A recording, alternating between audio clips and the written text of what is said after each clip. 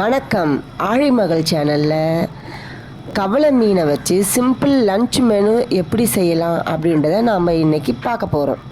கவளை மீனை சுத்தம் பண்ணி இந்த மாதிரி நாம் எடுத்து வச்சுக்கணும். அதுக்கப்புறம் என் பொண்ணுக்கு குழம்புல மீன் போட்டால் அது பிடிக்காது. அதனால் அவளுக்காக அதுலேயே கொஞ்சம் பெரிய சைஸான மீன்களை கொஞ்சம் தனியாக எடுத்து வச்சுட்டேன். அதுக்கப்புறம் குழம்பு செய்கிற பாத்திரத்தில் வெங்காயம், தக்காளி, பச்சை மிளகா கூட உப்பு போட்டு நல்லா பிசைஞ்சு எடுத்துக்கணும்.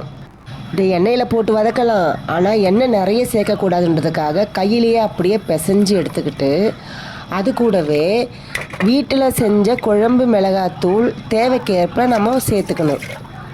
அதுக்கப்புறம் இந்த புளியை நல்லா ஊற வச்சு அந்த புளி தண்ணியையும் அதோடு சேர்த்து அடுப்பு மேலே வச்சு நல்லா கொதிக்க விடணும். இதுக்கிடையில் கொஞ்சம் மீன் எடுத்து வச்ச இல்லைங்களா வறுக்கிறதுக்கு, அதில் மசாலா போட்டு எடுத்து வச்சுக்கலாம்.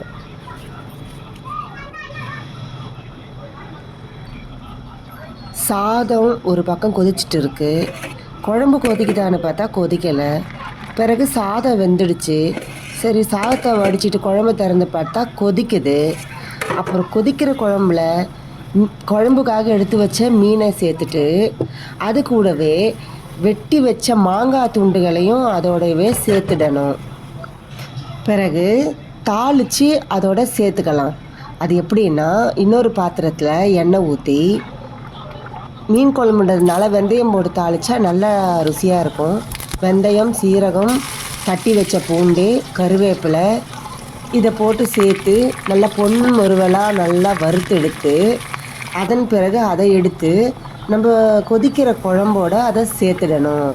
இந்த கொதிக்கிற குழம்பும் இந்த தாளிப்பும் கலந்து இந்த மீன், மாங்காய் எல்லாமே கலந்து நல்லா மணக்கும். பிறகு தவாவில் எண்ணெய் இட்டு வறுக்கிறதுக்காக எடுத்து வச்ச மீனை அதில் வரிசையாக அடுக்கி பொரிச்சு எடுத்துக்கலாம். இப்போ குழம்பும் நல்லா கொதிச்சிடுச்சு. மீன், மாங்காய் எல்லாமே வெந்துடுச்சு. குழம்பு ரெடி.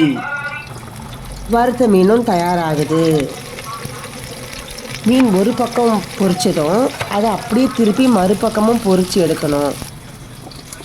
கடையில் எங்கள் வீட்டுக்காரர் பசிக்குதுன்னு சொல்லவே சாதம், அது கூடவே மாங்காய், மீன் கலந்து குழம்பு, அப்புறம் பொரிச்ச மீனையும் எடுத்து ஒரு 4 மீனை வச்சு கொடுத்ததும் மதியான நேரத்தில் பசி நேரத்தில் நல்லா ருசித்து சாப்பிட ஆரம்பிச்சிட்டாரு.